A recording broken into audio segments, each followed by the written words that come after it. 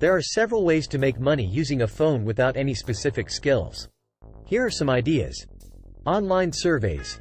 Many market research companies offer paid surveys that you can complete using your phone. You can earn money by sharing your opinions on various products and services. Some popular survey websites in India are Toluna, Swagbucks, and Opinion World. Microtasking. You can sign up for microtasking websites like Amazon Mechanical Turk or Microworkers, which offer small tasks that you can complete using your phone, such as data entry or image tagging. You'll earn a small amount of money for each task you complete. Online tutoring.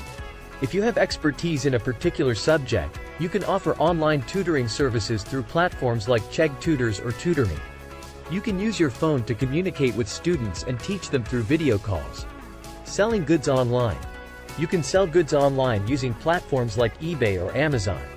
You can start by selling goods that you no longer need, such as old clothes or electronics, and gradually move on to selling new products.